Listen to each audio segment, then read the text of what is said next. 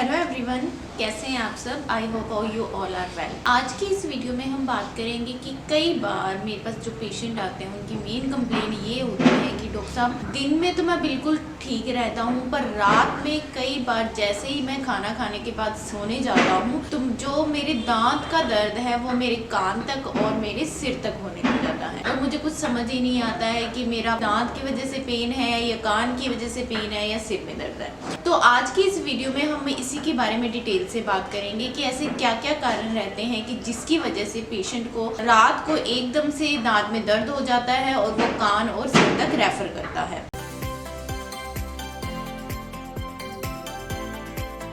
सबसे पहले हम बात करते हैं इसके कारणों की। देखिए, कारण में जो सबसे पहला कारण जो रहता है जो कि पेन रात को ही होता है, दिन में मोस्टली फील नहीं होता है, वो है आपके दांत में जो कैविटी है, इन्फेक्शन है, वो दांत की ऊपरी परतों से होता हुआ दांत की नसों तक पहुंच गया है। और वो दिन में इसलिए नहीं होता है क्योंकि कई बार पेशेंट का इधर ध्यान नहीं जाता है, पर जैसे ही हम लेटते हैं या उस साइड हम करवट लेते हैं तो उधर ब्लड सर्कुलेशन थोड़ा बढ़ जाता है, जिसकी वजह से वो पेन एग्रीवेट हो जाता है और पेशेंट को ऐसा महसूस ही नहीं होता है कि मेरे कान में दर्द है, सिर में दर्द है या दांत में दर्द हो रहा है। देखिए, अगर आपको इस तरह की कोई कंडीशन आपको लग रही है, जैसे ही आप रात को खाना खा के जैसे ही सोने जाते हैं आपको एकदम से दर्द शुरू हो जाता है, जिसकी वजह से नींद भी नहीं आती है, यहाँ पूरा मुंह में भारीपन रहने लग जाता है, कान में दर्द होने लग जाता है, तो ये आपका जो नसों का इन्फेक्शन है। जैसे कि आप इस वीडियो में देख रहे हैं, जो नसों का जो आपका जो इन्फेक्शन है ये इनेमल डेंटिन से होता हुआ पल्प यानी दांत की नसों तक पहुंच गया है। अब देखिए, ये पेन कॉमनली पेशेंट को रात को ही होता है, तो उस वक्त कई बार हम डेंटिस्ट के पास नहीं जा सकते हैं, तो आप थोड़े बहुत तरीके आजमा सकते हैं, जिसकी वजह से क्या है आपको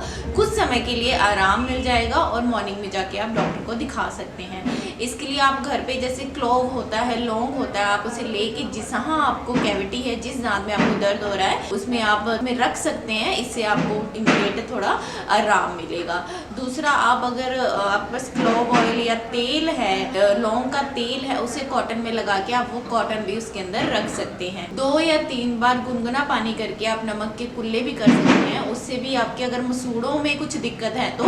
उस वजह से भी दर्द में आराम मिलेगा। और लौंग को अगर आप ऐसा डायरेक्टली नहीं रख पा रहे हैं तो उसका पाउडर बना के आप उसको कोकोनट ऑयल में मिक्स करके लगा सकते हैं जहां आपके दर्द है। तो ये एक छोटे से टिप्स हैं जो आप इमीडिएटली कर सकते हैं, जिससे कि आपको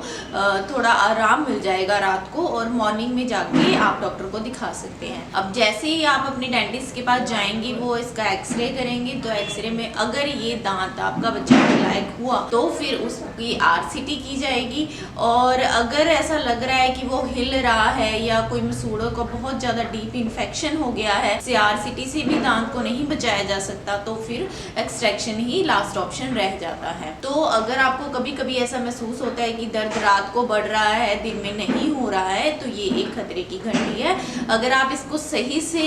नहीं करवाएंगे ठीक, सही टाइम पे नहीं करवाएंगे ठीक, तो ये आगे जाके हो सकता है आपको अपना दांत निकलवाना भी पड़े। तो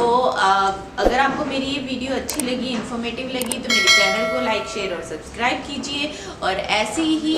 कोई आपकी डेंटल रिलेटेड कोई प्रॉब्लम्स हैं तो आप मुझे नीचे व्हाट्सएप नंबर पे पूछ सकते हैं, मैं आपके सभी प्रॉब्लम्स को कोशिश करूँगी रिप्लाई करने की। और थैंक यू।